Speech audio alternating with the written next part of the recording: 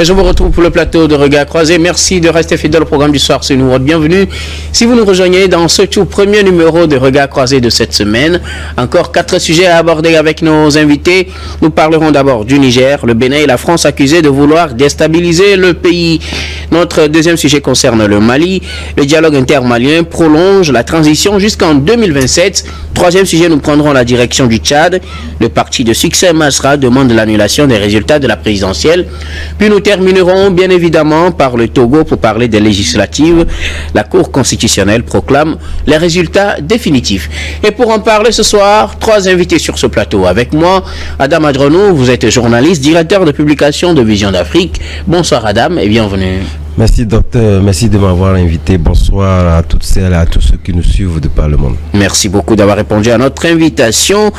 À côté de vous, Louis Kamako, vous êtes journaliste et analyste politique. Bonsoir Louis et bienvenue. Bonsoir chers confrères, bonsoir à tous les téléspectateurs et téléspectatrices de la télévision Nouveau. Bonsoir Adams, bonsoir au troisième invité. Merci beaucoup à vous. Notre troisième invité ce soir, l'honorable Beausoleil Obekou. Vous êtes député à l'Assemblée et président de l'association Togo pour tous.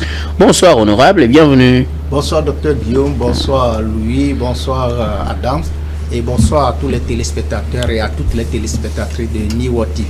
Merci beaucoup à vous tous d'avoir répondu à notre invitation. Avec vous, nous abordons notre premier sujet, direction le Niger. Le Bénin et la France accusés de vouloir déstabiliser le pays.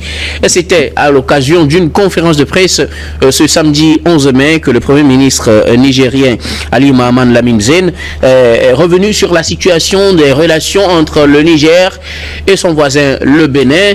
Et on sait que depuis l'annonce du blocage des exportations du pétrole nigérien au port du Bénin par le président Patrice Talon, les commentaires sont allés dans tous les sens concernant ces relations entre le Niger et le Bénin. On avait une version béninoise, il restait la version officielle du Niger. Le Premier ministre est revenu donc sur la situation. Il accuse le Bénin d'abriter des bases militaires françaises et qui contiendraient des terroristes ayant pour intention de venir déstabiliser le Bénin, puisque la question c'était pourquoi le Niger n'ouvre pas la frontière avec le Bénin. Et donc si ces terroristes sont positionnés dans le nord du Bénin pour déstabiliser le Niger, il est logique que le Niger ne veuille pas rouvrir la frontière avec son voisin béninois. En tout cas, c'était la ligne de défense du Niger, même si le pays souhaite quand même que la relation soit normalisée d'une certaine manière avec son voisin pour que les activités reprennent de la meilleure des façons. Le Bénin et la France sont donc accusés de vouloir déstabiliser le Niger. Je commence par vous, honorable Beausoleil Obekou. Nous avons un peu ces derniers temps suivi les pics que se lancent les deux pays, le Niger et le Bénin, concernant l'ouverture des frontières, le blocage de l'exportation du pétrole nigérien au port de Sémékraké. Le Bénin a donné sa version, le Niger vient donner la sienne. Pour l'essentiel à retenir, le Bénin abriterait des bases militaires françaises visant à déstabiliser le voisin nigérien.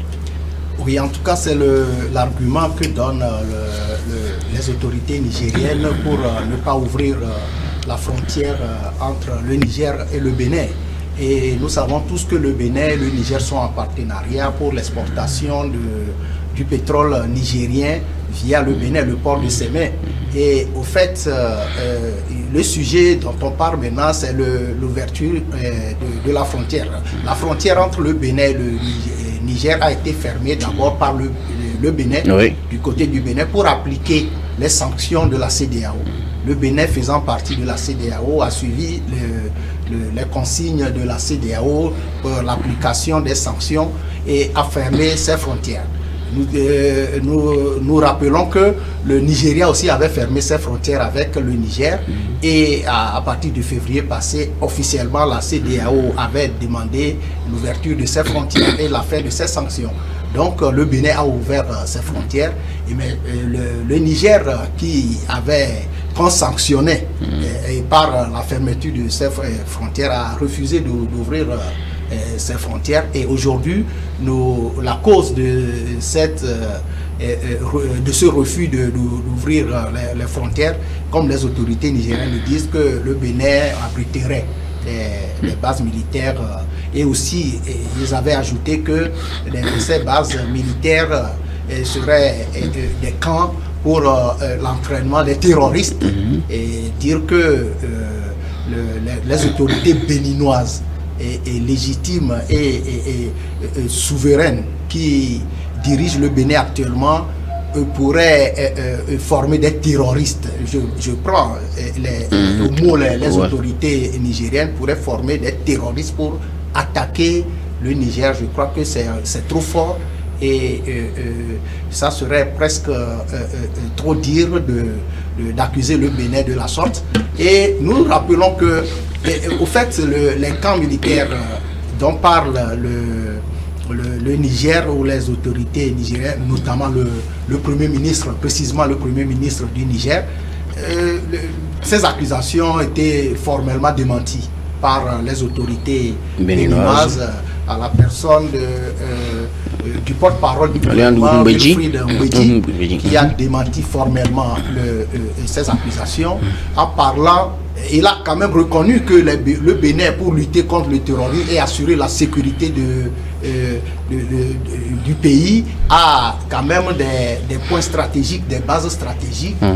Où ils ont ouvert de nouveaux camps. De nouveaux camps depuis 2022 d'ailleurs, avant même le coup d'État au Niger. Et ces bases-là, il y a quand même des militaires qui sont là et là. Lorsqu'on parle de camps militaires, on parle des entraînements. Et on peut, par des vues satellitaires, voir quand même, reconnaître qu'il y a quand même des bases. Mais dire que ces bases abritent des terroristes et surtout accuser le Bénin que peut-être qu'il est de connivence avec la France pour former des terroristes. Là, je crois que les autorités nigériennes sont allées trop loin. Mais le sujet, il faut, en revenant sur le sujet, c'est que je crois que il y a des intérêts quand même de part et d'autre au niveau du Bénin, au niveau du Niger et par rapport à leurs frontières. Quand on ferme les frontières la frontière au niveau du côté du Niger, c'est que le Bénin aussi perd ses intérêts parce qu'il y a quand même des affaires de part et d'autre de la frontière et les Béninois aussi se plaignent du fait que la frontière est fermée. Et du côté du Niger aussi, quand le Bénin ferme les frontières, il y a quand même des affaires qui sont quand même arrêtées au niveau du Niger. Mais vivement que les autorités de ces deux pays mettent de l'eau dans leur vin. On parle le Niger se plaint de l'arrêt de l'exportation du pétrole par le port du Bénin, Sémé, le port du Bénin, mais au même moment, il ferme la frontière avec le Bénin. Je me dis que le port, c'est la frontière maritime. Maritime, mais c'est toujours la frontière. Donc, c'est toujours la frontière. Donc, il faut vraiment que ces deux pays s'attendent parce que les intérêts de part et d'autre sont grands. Donc, il faut qu'ils s'attendent. Et bon, en terminant les propos, je crois que le Premier ministre nigérien a mis un peu à chuter, a donné l'espoir sur ce souhait pour parler et a même désigné la partie chinoise qui est copropriétaire de l'exploitation des gisements au niveau du Niger et pour servir de médiatrice entre les deux pays, le Bénin et le Niger. Je crois qu'il faut que tout s'arrange pour le bien des peuples, des populations des deux pays, surtout celles qui sont de part et d'autre de ces frontières. Merci beaucoup à vous, honorable. Alors, Adam Adjronou, le Bénin a gardé ses frontières, a ouvert plutôt ses frontières depuis un moment. Le Niger a gardé les siennes fermées. Patrice Talon, quand il prenait la parole la semaine dernière, pointait du doigt aussi cette réalité qui fait que, entre autres, il a bloqué en tout cas l'accostage des bateaux pour venir s'approvisionner en pétrole nigérien au port de Sémé. Du côté du Niger, l'on accuse le Bénin avec la France de vouloir déstabiliser le Niger à travers des bases militaires qui seraient installées dans le nord du Bénin. Oui, vous savez, moi je tombe des nuits qu'une situation où des bisbilles entre deux États puissent avoir des tournures assez tranchées jusqu'à ce point. C'est vrai que c'est une question, de mon point de vue, qui en tant que tel ne m'a pas tellement surpris. Vu que lorsque vous prenez lors des sanctions contre le Niger, le Bénin était l'un des pays qui était à l'avant-garde de ces prises de position et avait une position également assez tranchée contre le Niger. Et lorsque vous prenez l'AES, les 3 États de l'AES ont pratiquement un dénominateur commun en ce qui concerne les plans d'action et une politique de revanche, une politique revancharde. Et tôt ou tard, je savais que la question de ce port-là devait donc causer problème, puisque dès à l'entame, aucun des deux pays n'avait, en tout cas, indiqué ce point comme étant l'un des points d'accord qui, en tant que tel, devait permettre ou amener ces 2 États-là à mettre un peu de vin dans leur eau.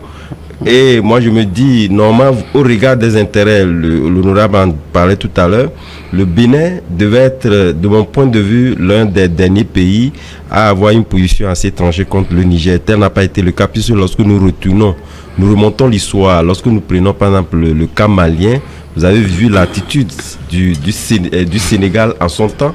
Macky Sall l'avait dit, au regard des intérêts, que le port, c'était une question également du port, que le port sénégalais tirait de la population malienne, lui n'était pas en mesure de pouvoir donc fermer ses frontières longtemps contre son voisin du Mali. On n'a pas vu la même chose au niveau du Bénin. Je me suis posé des questions, certainement qu'il y avait des intérêts inavoués qui n'étaient pas exprimés en son temps. Mais voilà, aujourd'hui, au moins, cette prise de décision de Patrice Talon a permis de connaître réellement les intentions de son voisin nigérien qui, depuis lors, puisque l'ouverture, vous savez, le Bénin est un pays qui a beaucoup souffert de la question de fermeture de frontières. Il en sortait il n'y a pas longtemps, n'eût été le fait qu'il y a eu changement de tête au niveau du Nigeria. Le Nigeria avait eu à fermer ses frontières également pour des motifs également économiques contre le Bénin pendant longtemps. Le Bénin a fait les frais de cette fermeture-là. De la même manière, je me pose la question de savoir comment en est-on arrivé là. Puisque lorsque nous parlons de base arrière, etc., c'est une question, en tout cas, que aucun Africain ne peut aujourd'hui accepter en tant que tel. Puisque la question était évoquée à l'interne même par le passé, par les Béninois qui estimaient que la relation assez intime entre le Bénin et la France pourrait amener le Bénin à accepter les bases qui étaient indésirables du côté des pays de l'AES vers le Bénin. Et je pense qu'il y avait même un bateau qui était accosté au Bénin qui avait créé entre-temps un remue-ménage au sein de la population. Finalement, on n'en a pas vu. Et aujourd'hui, lorsque le Niger sort en disant qu'il y avait des bases arrière pour déstabiliser le Niger, à quelle fin? Certainement lié donc à sa proximité avec la France. Donc moi je me dis, ce sont des questions qui de mon point de vue ne devaient pas être se poser actuellement. Chacun devait voir la souffrance. Puisque lorsque vous prenez aujourd'hui la plupart des Nigériens qui aujourd'hui pointent du doigt les autorités de leur pays comme étant ceux qui leur donnent plus de souffrance, parce qu'on ne peut pas ouvrir les frontières et les laisser fermer de l'autre côté pour des questions politiques. Merci beaucoup à vous. Alors Louis Kamako, le Niger estime que le Bénin est de connivence avec la France dans un objectif précis, déstabiliser le Niger à travers des terroristes qui seraient abrités dans des camps militaires installés dans le nord du Bénin. Oui, cette ligne de défense des autorités nigériennes ou bien cette argumentation du gouvernement de fait nigérien, je pense que nous l'avons vu venir quand nous parlions justement de l'engagement de Patrice Talon dans la résolution de la crise nigérienne. Donc, on l'avait dit que les autorités nigériennes n'ont pas du tout pardonné et ils ne sont pas prêts aujourd'hui à pardonner le soutien que Patrice Talon avait peut-être apporté à la communauté, à la CEDEAO, justement aux côtés de Tinubu, qui était venu fraîchement au pouvoir. Il est devenu président de la CEDEAO, qui, entre guillemets, ignorait quelques réalités du terrain, devait normalement s'appuyer sur des anciens présidents. Et donc, à l'époque, Patrice Talon s'était montré disponible pour lui. Et avec lui, ils ont pris beaucoup de décisions jusqu'à aller imposer, jusqu'à aller sanctionner les autorités nigériennes, des sanctions qui en temps ont été jugés impopulaires. Et aujourd'hui, je pense que les conséquences, on en est là. Mais je crois la déclaration faite par les autorités nigérianes, elle est sensible, et je crois que elles en sont conscientes que si de telles affirmations n'est pas vérifiées, cela risque de fragiliser les relations entre des relations diplomatiques entre les deux pays jusqu'à l'éternité. D'abord entre le Bénin et le Niger, et entre la France et le Niger également. Maintenant, quand on fait une analyse rétrospective, je pense que ce n'est pas des accusations, ce n'est pas des affirmations à prendre à la légère. Vous vous souvenez, vous, que en septembre 2023, il y a la radio la radio RFI qui annonçait que la France était en construction d'une base, ou bien qui annonçait la construction d'une base militaire en France. C'est vrai que dans au Bénin, que la France, voilà, qu'il y avait une base militaire française qui était en construction au Bénin. Donc les autorités et les Béninoises ont dans la foulée démenti de telles informations, mais beaucoup de gens ne donnaient pas du poids à un tel démenti, parce que l'annonce a été faite par la radio RFI, qui en guillemets en quelque sorte la caisse de résonance en fait de la politique française. Et donc pour beaucoup de gens, c'était une politique en fait d'Issaïa, c'était pour le gouvernement français de tenter un peu le pouls, de tâter le terrain pour voir les réactions qui vont s'en suivre après. Donc je crois que cette allégation ou bien cette idée-là n'est pas totalement sortie de la tête de beaucoup de personnes. Mais vous savez que depuis longtemps, quand vous prenez le peuple nigérien même dans son ensemble n'a jamais accès aux ressources naturelles de son pays. Mais les dernières informations nous révèlent qu'avec la coopération de la Russie et de ses partenaires, le pays est en train de reprendre le contrôle de tout, y compris la défense, y contrôle la sécurité. Donc aujourd'hui, les autorités nigérianes ont un renseignement sophistiqué, et je pense que si elles font de telles déclarations, ce n'est pas des déclarations pour moi qui sont à prendre à la légère. Qui sont à prendre à la légère. Et pourtant du côté du Bénin, on dément formellement également. Oui, on doit démentir, c'est de bonne loi. C'est que le Bénin ne peut jamais accepter de telles. C'est une accusation dite. Donc quand tu accuses, il faut que toi aussi tu te défendes. Maintenant, reste à savoir si on met dans la balance les deux argumentations, celle qui va peser la plus. On en est là aujourd'hui. Mais quand vous voyez ce qui s'est passé avec la CEDEAO qui, dans son ensemble, avait voulu justement mettre en activité la force d'attente pour attaquer le Niger. Et on a vu, je le disais tout à l'heure, la position du Bénin dans cette histoire-là. Et à un moment donné aussi, on a vu qu'il a été circulé sur les réseaux un plan d'intervention militaire de la France au Niger. Donc je pense que tout cela aujourd'hui regroupés font que la déclaration des autorités nigérianes est plutôt à prendre au sérieux. Merci beaucoup à vous. Nous allons sur ce marquer la première pause, puis on revient juste après pour la suite de cette émission.